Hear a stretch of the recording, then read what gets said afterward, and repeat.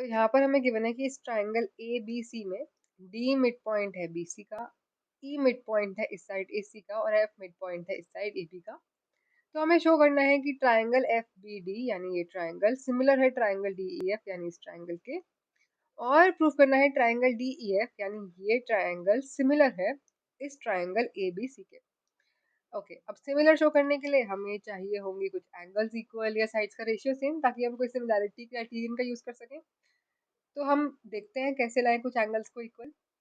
तो इसके लिए हम देखते हैं हमें गिवन क्या है। हमें मिड पॉइंट्स के बारे में गिवन है। तो यानी अगर हमें गिवन है कि एफ इसका मिड पॉइंट है, ई इसका मिड पॉइंट है।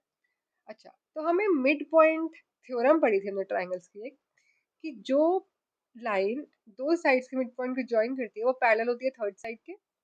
तो यानी ये एफ ई लाइन पैरेलल हो जाएगी थर्ड साइड बी सी के, और अगर ये बी सी के पैरेलल है तो बी डी के पैरेलल भी हो जाएगी। तो हमें मिल गया F E parallel to B D एक चीज। सिमिलरली ये लाइन डी ई इसके मिड पॉइंट्स ए सी और बी सी के मिड पॉइंट से बन रही है, तो ये पैरेलल हो जाएगी थर्ड साइड यानी ए बी के। तो हमें मिल जाएगा D E parallel to A B, या और डी ई एफ बी की भी पैरेलल हो जाएगी। तो हमें मिल गया ये दोनों पैरेलल और ये दोनों पैरेलल। अब क्योंकि इसकी ऑपोजिट साइड्स पैरेलल है तो हमें मिल गया बी डी ई एफ एक पैरेललोग्राम बन जाएगा। ओके, तो अगर हमें ये पैरेललोग्राम मिल गया है, हम बताए opposite side of a parallelogram, opposite angles of a parallelogram are equal, यानी ये angle F B D equal हो जाएगा एफ ई डी के। तो हमें एक एंगल मिल गया ये इसके इक्वल, इसे लिख लेते हैं। तो हमें मिल गया ये parallelogram D B E F, और हमने शो कर लिया कि ये एंगल्स इक्वल है।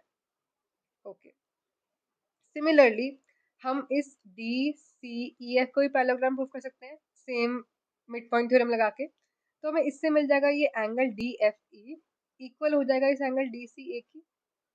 तो अब हमें शो करना था डी ई एफ और ट्राइंगल ए बी सी को सिमिलर। तो हम देख सकते हैं इन दोनों ट्राइंगल्स में ये एंगल ये वाला डी एफ ई ए सी बी के इक्वल आ गया, और ये ट्राइंगल एफ ई डी इस ए बी सी के एंगल ए बी सी के इक्वल आ गया। तो फ्रॉम एंगल एंगल ये दोनों सिमिलर हो जाएंगे। अब इसे लिख लेते हैं। तो हमारे पास दो एंगल्स को हमने इक्वल शो कर दिया यूजिंग मिड पॉइंट थ्योरम, और लिख लेते हैं अब इन दोनों को। तो ये दोनों एंगल्स इक्वल आ गए और ये दोनों एंगल्स इक्वल आ गए। तो बाय एंगल एंगल सिमिलैरिटी ये दोनों ट्राइंगल सिमिलर हो गए। अब हमें शो करना था ट्राइंगल एफ बी डी और ट्राइंगल डी ई एफ को, यानी इस ट्राइंगल और इस ट्राइंगल को। तो एक तो एंगल ऑलरेडी हम इक्वल शो कर चुके हैं क्योंकि बी डी ई एफ एक पैरेललोग्राम है। एक और शो करना है। अच्छा, हमने प्रूफ किया था ये एफ ई को बी सी के पैरेलल। तो अगर हम मान लें ये एफ डी ट्रांसवर्सल है, तो ये angle E F D equal हो जाएगा इस एंगल एफ डी बी के, क्योंकि ये हो जाएंगे ऑल्टरनेट एंगल्स। तो हमें एक और एंगल मिल गया इक्वल इन दोनों ट्राइंगल्स में, इसे लिख लेते हैं।